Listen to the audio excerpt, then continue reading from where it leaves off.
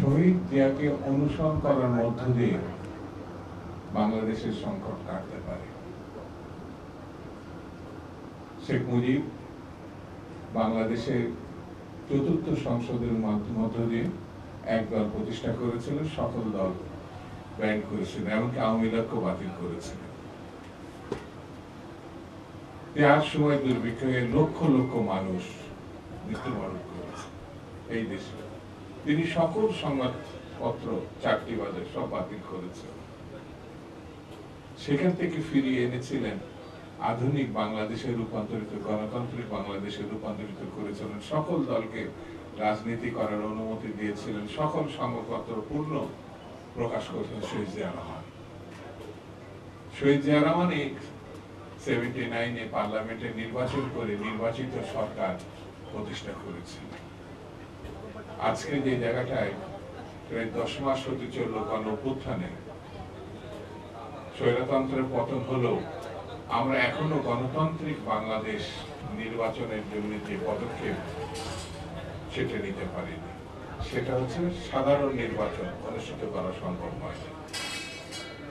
সংস্কারের নামে শেখ হাসিনার মতো উন্নয়নের সবক শোনাচ্ছে এই সরকার আমাদেরকে।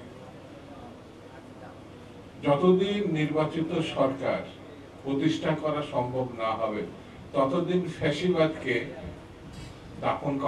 কাপন করা চূড়ান্ত করা যাবে না।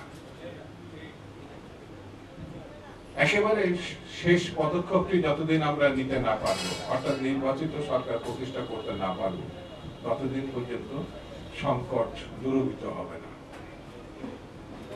পার্শ্ববর্তী দেশ ভারত, যাকে স্বৈরতান্ত্রিক ব্যবস্থার মূর্ত প্রতীক শেখ হাসিনাকে জায়গা দিয়েছে, সেই দেশ আমাদের বিরুদ্ধে লাগাতার অপপ্রচার করছে। সেই দেশকে রুখতে হলে নির্বাচিত সরকার দরকার, এছাড়া কোনো পথ নাই। দেশনেত্রী বেগম খালেদা জিয়া বলেছেন, গণতন্ত্রের পথে যাত্রা বারবার বিঘ্নিত হচ্ছে। আমাদের অ্যাক্টিং চেয়ারপারসন জনাব তারেক রহমান বলেছেন, নির্বাচনের কোনো বিকল্প নাই, নির্বাচন ছাড়া গণতন্ত্রের উত্তরণ করা যাবে না। আজকে শহীদ জিয়ার 44তম শাহাদত বার্ষিকীতে শুধু আমার একটি কথা, এই সরকারের সঙ্গে আমরা আছি, বিএনপি আছে, কিন্তু সরকার যেন বিভ্রান্ত না হয়, ভুল পথে না যায়, সেই জন্য আমরা তাকে স্বাভাবিক গ্রহণযোগ্য পথে আনার জন্য সমালোচনা করি।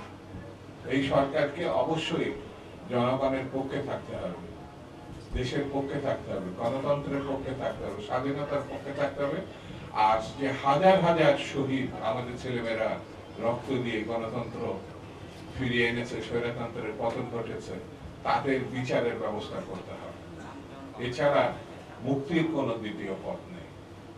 আমাদেরকে ঐক্যবদ্ধ থাকতে হবে।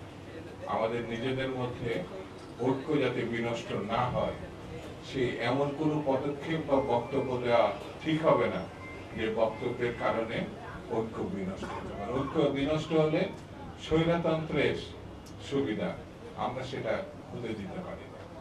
সেই জন্য বন্ধুরা, আসুন আমরা ঐক্যবদ্ধভাবে গণতন্ত্র প্রতিষ্ঠার যে লড়াই, সেই লড়াই এখন শেষ হয়নি। সেই লড়াইকে আমাদের সাফল্যের চূড়ান্ত পর্যায়ে নিয়ে যেতে হবে।